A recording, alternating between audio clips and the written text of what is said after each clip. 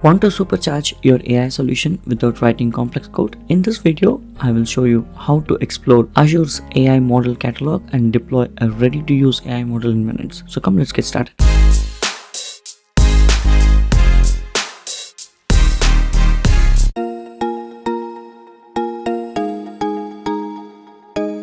So this video is the continuation of the previous video where we were looking at a high level of AI capabilities and models exploration, and all of these videos are part of AI-102 exam. Let's jump into the AI model catalog and how we can deploy it. So this video is going to be completely practical demo. So as we progress, I will explain it one by one. First thing that you have to do is you have to go to ai.azure.com and you just use the same portal login that you use. So I have logged into portal.azure.com. I've used my email ID, and because I've logged in, it has auto logged me in. So if you have not logged in, just log in with your regular Azure portal, and this is how it looks. So the one that you're seeing here is called Azure AI Foundry, and here is the one, and this is the place where we call it as the models repositories, where you will be able to find various models like this. You see different models from different companies. It's just like a centralized place where you get to choose your model based on what kind of generative AI application that you need to build. Okay, so once you come here, let's go one by one. Click on this go to full model, and it will take you to a link. I mean, it's basically the same link, and it will show you all types of model here. You see this? It's not just from OpenAI, it's from different companies, including from the one from X, the Grook. So you'll see different models here, and there are some leaderboards which tells you, okay, if you use these kind of models, it has some good quality. For safety, these models are best. For cost effective, these models are best. For throughput, these models are best, right? So, and then you can also explore here the various models meant for different purpose. Think of this, models are nothing but a pre-trained thing which can answer your question, which can do something for you based on what it was trained for. Okay, so if you imagine this, right, all of these models are different games coach. So if you want to answer, if you have questions on soccer, you pick up a model which is trained on soccer. So you're like basically picking up a soccer coach, not the cricket coach, right? So similarly for tennis, like based on the model, it answers your questions. It answers or solves your need based on the application need.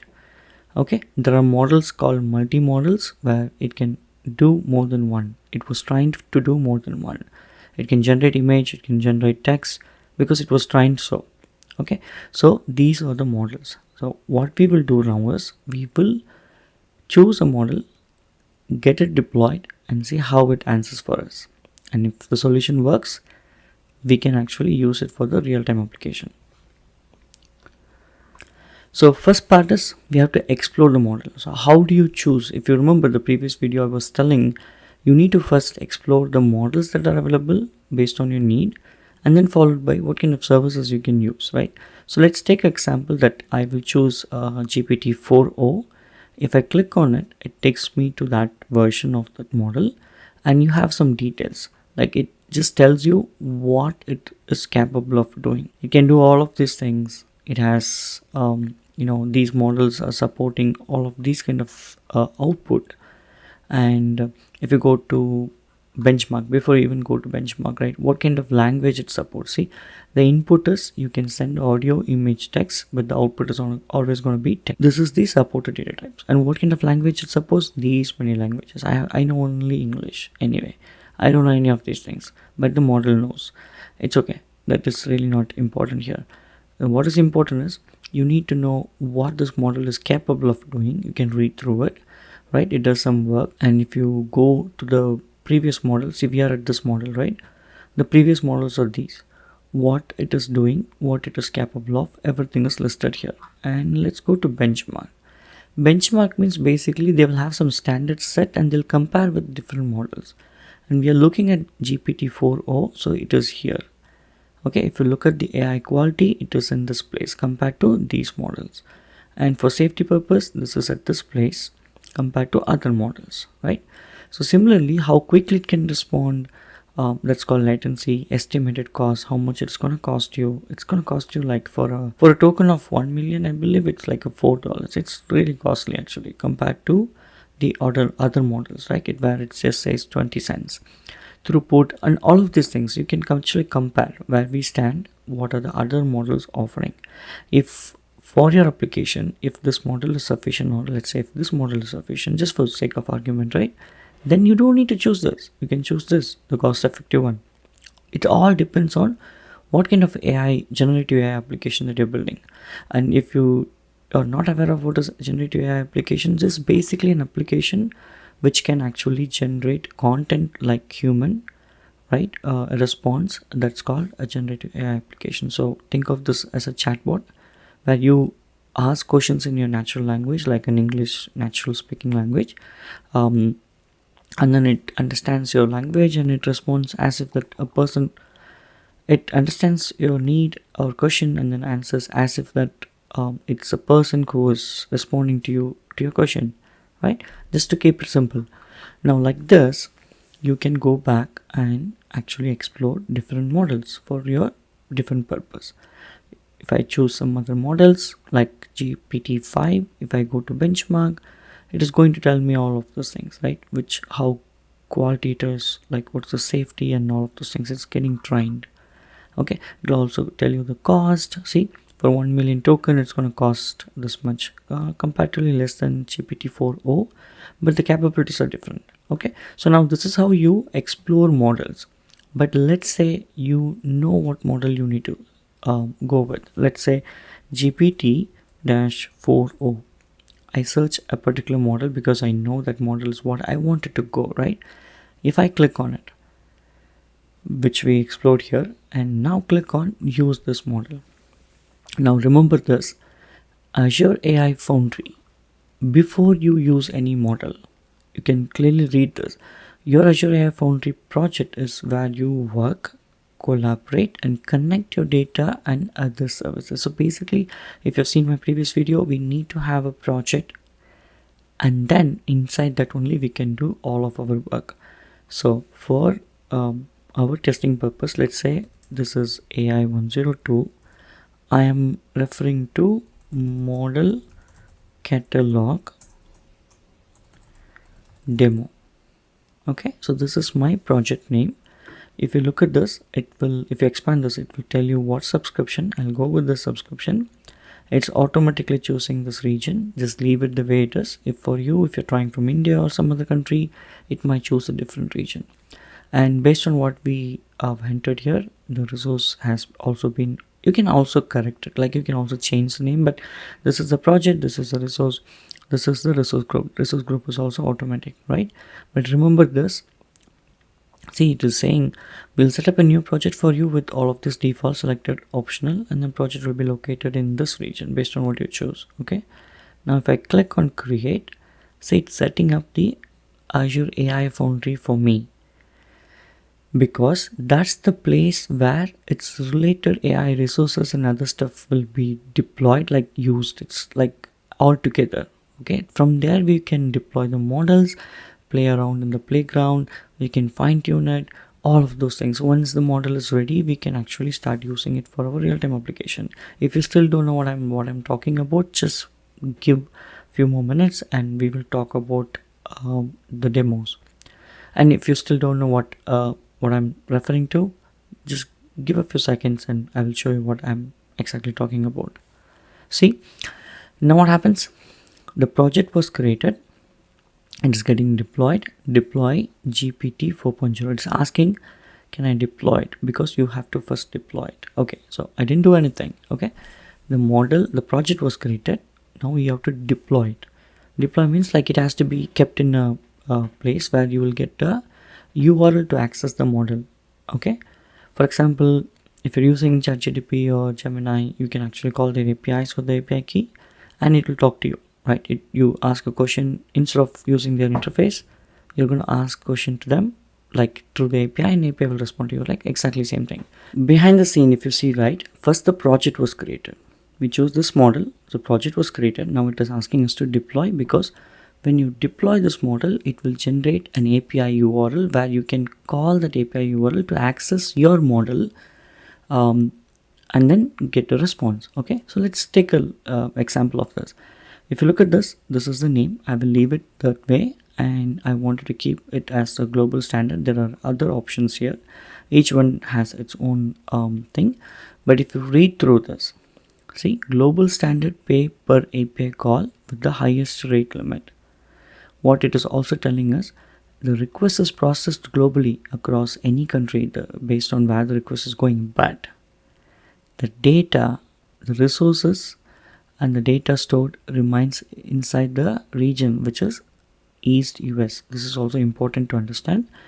Where is our data residing? Residing. Where is our data residing? They're all important things. Okay. To just keep it simple, to start going with what we are doing, what we will do, we'll choose this default and let's create and deploy this model. Now remember, if you go to Gemini or ChatGPT, you use their interface, right? Behind the scene, it's been calling their API and responding it nicely on their interface, right? For your application, if you have to integrate with these kind of model, you need to call the endpoints like with the question, and then you get the response. You nicely show it in the UI. Okay, so that is what this model is. So deployment is nothing but the model that you choose is going to be deployed in your place. You'll be able to use, like only you will be able to use, until this model cannot be used by anybody else. It's just a base, right? So it's like this. Imagine this. So imagine this, right? Let's say you rent a bus or a van. That's the model. Okay, a luxurious bus is a model where you are training this bus driver based on where you wanted to go, or based on, let's say 1 month you rented, you were going so many places. Based on what was happened, that the bus driver knows where you went, what happened, all of those things. Okay, and if you tell a specific instruction to the bus driver, that's called training your bus driver. That's like training your model. Okay, now here we go. So the model was deployed, and this is what I was referring to. If you look at this endpoint, see, if I hover it, it says my model is deployed here. This is the URL. And if I use this key and send this key in the request header, I will be able to talk to this endpoint and get a response. Okay, but we are going to do this a little bit differently. As of this video, we will just play around in the playground. Now, the language is Python. It is giving you this software development kit, Azure OpenAI software development kit. You can choose some other kit also. This is the key authentication, and it also shows you how to call. You see this? You can call the endpoint like this by sending the key. If you do this is Python, right? So basically what I'm trying to say is, let's say you want to call with C#, right? It is giving you a piece of code. If you use this code, okay, and then copy this key, paste it here, and if you call this endpoint, you will get an answer. So they gave you a sample code as well. You don't need to rely on anything. They are also telling you how to steam the output. Like steaming the output is basically like the data keep coming. As it comes, it starts typing in your screen. Okay, that's called steaming. Instead of waiting for the whole response, it's steaming. If you've noticed in Gemini or ChatGPT or any interface, it starts writing the information right as it comes. It's called steaming of output. Okay, but what I'm trying to say is, this is how you call from an application. And in fact, if I click this, all of this codes gets into a package and it will open as a project itself. Let it open. Okay, but before that, we can click on this play in playground, and it is going to come like this. See, remember, this is your model. You are going to test your model. At this point, you can say the system prompt. We are just telling AI to behave that, hey, you are an AI assistant. Okay, and we are giving some responsibility to it. Think that you're an AI assistant. You're going to help people find information. So if I start typing some answers here, a question here, it is going to respond to me. So let's take a simple example. So if I type this, okay, remember this, there is 86 out of AI-128 these many tokens. Okay, and let's explore a few more things. Okay, this is the place where you will add your data source. In case if you want to train with your own data, you can click this and you can choose what data you want, and you can feed some information. So it knows more about your information. It can answer much better about you. A typical example is if you can feed the application log, and you can find out answer based on the logs that was generated. And if you look at this parameter, I'm saying I'm setting this response parameter. So let's say, hey, you wanted to give me only maximum of 1000 tokens. Don't give me more than that, because everything matters.